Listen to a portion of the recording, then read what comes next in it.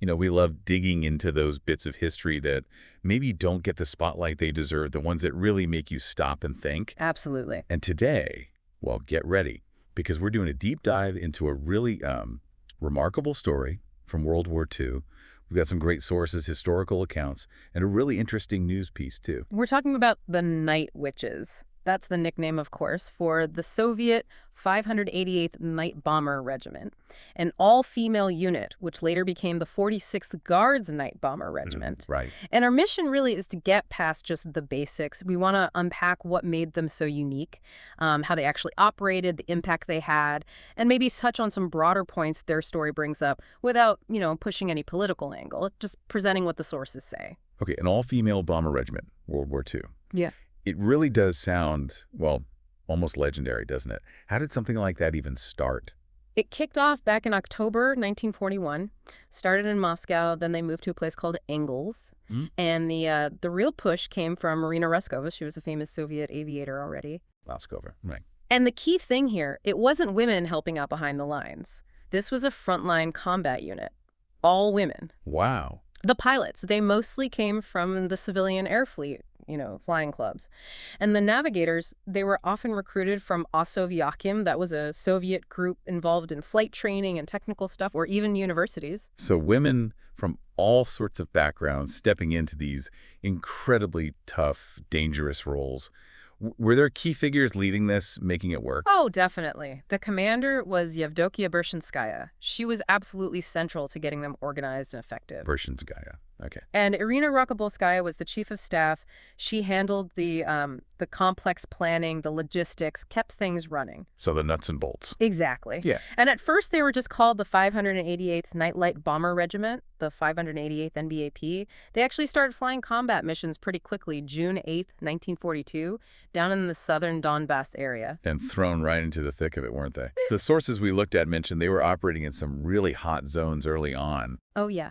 No easing in. They were flying missions over the Caucasus, around the Crimean Peninsula. They even did these incredibly risky supply runs for the Elchin bridgehead, which was under siege. Right. So those early fights were crucial. That's where they really learned their craft and started building that reputation, even before they got that famous nickname. Ah, yes, the nickname Night Witches. It sounds so evocative. Almost spooky. How did they get that? That name came from the German soldiers they were attacking. Nachthexen in German. Nachthexen. And it wasn't meant kindly, It came from fear and maybe a little bit of grudging respect for how effective they were. How so? Well, their main tactic was these night attacks where they'd cut their engines back near the target. They'd glide in almost silently to drop their bombs. Oh. And that sound, or maybe the lack of sound followed by the explosions, apparently reminded the Germans of the sound of a witch's broom swooshing through the night sky. That's chilling, actually, from a ground perspective. But what incredible nerve. Yeah. And the planes they used, I read about these, the Polikarpov Po-2s, they sound incredibly basic. Basic is putting it mildly. The Po-2, it was originally a trainer plane, crop dusting, things like that. Seriously, crop dusters. Yeah, made of wood and fabric, super light, which had its pros and cons, but it meant basically zero protection from enemy fire. And slow. Max speed was maybe 150 kilometers an hour, about 90 miles per hour. Good grief. Against Luftwaffe fighters. Exactly. You compare that to German night fighters with radar heavy guns. Yeah. The Po-2 was like something from another era. It really highlights the David and Goliath aspect of what they were doing. So how on earth did they make that work? How are they effective in these flying antiques against a modern Air Force? Okay, this is where it gets really clever. Those weaknesses, they actually turned them into strengths. Oh. Well, because they were so light and slow, they needed hardly any runway. They could take off and land almost anywhere in makeshift fields, basically patches of ground right near the front lines. Ah, so they could stay close to the action. Right. Way more flexible than bigger, faster planes needing proper airfields. And the slowness, you'd think that's just bad. You would, yeah. Easy target. But they were so maneuverable. Really nimble. Faster German fighters trying to shoot them down often found it hard to even stay on target.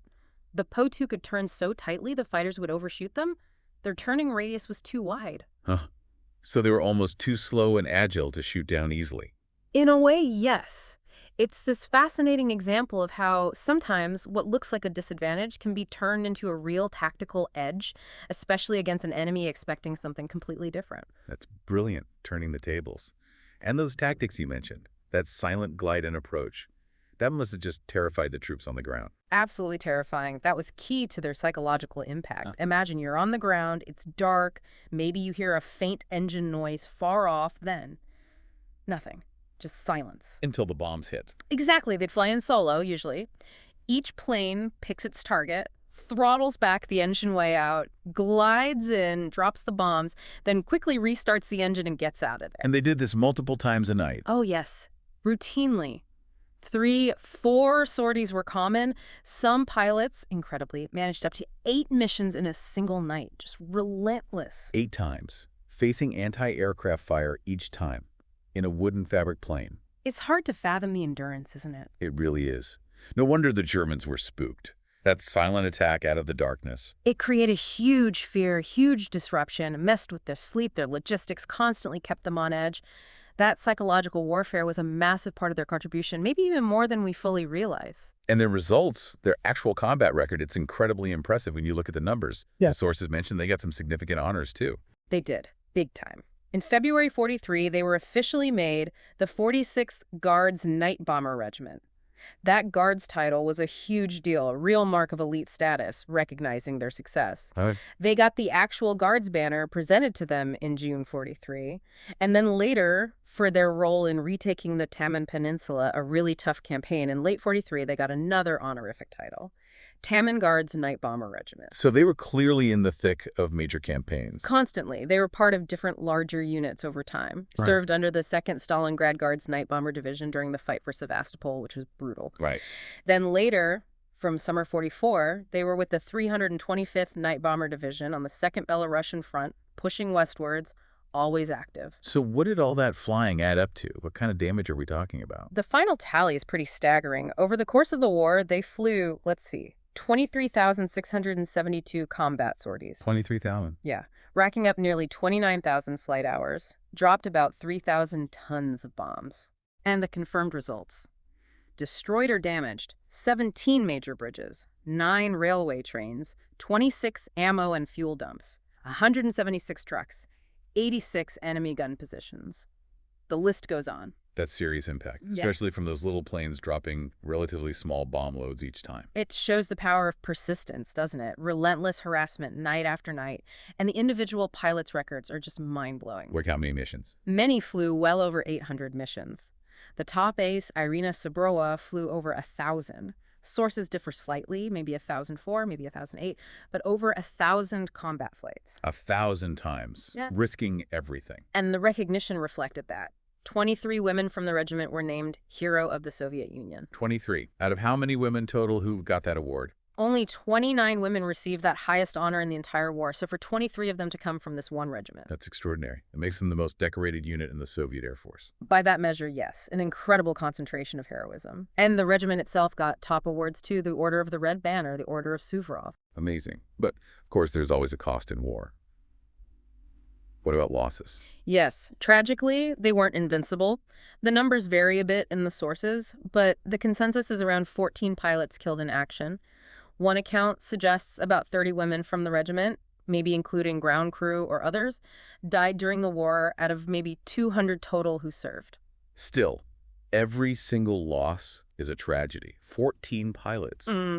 That's 14 women who didn't come back from those dark flights. Exactly. And you have to constantly picture the conditions they were flying in. It wasn't just the enemy fire. Well, you mentioned the planes. Open cockpits. Open cockpits. No parachutes. They felt the planes were too low and the extra weight wasn't worth it, or maybe they just weren't issued. No radios for communication between planes. No radar, obviously. Just flying by sight and dead reckoning at night. In the brutal cold of the Russian winters, facing anti-aircraft fire, and then landing, maybe grabbing a few hours sleep and doing it all over again, sometimes multiple times in one night. The physical and mental toll must have been immense. What kept them going? What drove them to endure all that? Did the sources give a sense of their motivation? It seems like a mix of things. For many, definitely a strong desire for revenge. They'd lost fathers, brothers, husbands earlier in the war. Personal stakes. Very personal. And also, undoubtedly, a drive to prove themselves. To show that women could fight just as bravely and effectively as men, maybe even more so in some ways, they were known to fly missions in weather that grounded the male pilots. Really, that says a lot about their determination. It really does. They pushed themselves and their machines to the absolute limit, And they kept fighting right to the very end of the war in Europe. right to the end. Their last missions, spring of 45, were over Germany itself, hitting targets in places like Danzig, Stettin, Kuslan, the port at Swinemünde, contributing to that final push. So they saw it through. But then, peace comes. What happened to these decorated heroes afterwards? You mentioned something less positive earlier. Yeah, this is a really sad and, frankly, quite shocking part of their story. You'd expect them to return as celebrated heroes, Oh, right? absolutely. They'd earned it many times over. But for many, the reality was very different. Instead of parades, they faced, well, scorn, prejudice. They were sometimes called really awful names by people back home. Accusations were thrown around. What? Why? It seems to reflect a rapid shift back to very traditional gender roles after the war. Society, or parts of it anyway, seemed uncomfortable with the idea of these warrior women. Some sources even mention women having their children taken away because they'd been at the front. It's hard to understand. That's appalling. Yeah. After everything they'd done, everything they'd sacrificed, to be treated like that. It's a stark reminder of how deeply ingrained those traditional views were. Even extraordinary wartime bravery couldn't completely overcome it once the immediate crisis was over. It feels like their contributions were almost deliberately downplayed or forgotten by some. So their story faded from view for a while. Despite all the medals and the official recognition during the war, For a long time, yes. They became relatively obscure, especially outside the Soviet Union and even within it to some extent. But the women themselves didn't forget. The survivors held reunions every year on May 2nd in Moscow for many, many years. That bond they formed was unbreakable. that's good to hear. And their story hasn't completely disappeared, has it? There have been efforts to keep it alive. Thankfully, yes, their legacy persists. There was a Soviet film made back in 1981, Night Witches in the Sky, and interestingly, it was directed by a former member of the regiment, Yevgenia Zygolenko. Oh, wow. And much more recently, you have things like the Swedish metal band Sabaton doing a very popular song called Night Witches, which has brought the story to a whole new generation globally. That's great. Popular culture helping to keep history alive. And some individuals got later recognition, too. Yes, that's important. Much later, in 1995, two former members, Tatjana Smurakova and Alexandra Akimova, were finally awarded the title Hero of the Russian Federation. Better late than never, I suppose. And Kua Stospanova, who was from Kazakhstan, the only Kazakh woman in the regiment, apparently she was posthumously named a Hero of Kazakhstan in 2004. So there has been some effort to correct the historical record, albeit slowly. So as we wrap up this deep dive, what are the really key things we should take away about the Night Witches? Well, first, just the sheer extraordinariness of their story. Courage, skill, unbelievable resilience against the odds. Second, their very real impact on the war, achieved with incredibly basic tools. They weren't just symbolic, they made a difference. Right. Third, that unique psychological impact they had, the fear they generated with those silent night attacks. And finally, I think their enduring legacy, not just as war heroes, but as pioneers who challenged perceptions about what women could do, even if society wasn't always ready to acknowledge it afterwards. Absolutely. You've definitely got a much fuller picture now beyond just the nickname, those surprising details, the contexts. It really brings their story to life, doesn't it? It does. And maybe it leaves you with a final thought to chew on. Considering how incredibly brave they were, how innovative, how impactful, why do you think their story isn't more famous today? Why aren't they as well known as some other units or heroes? And what does that maybe tell us about how we choose to remember history and whose contributions get highlighted?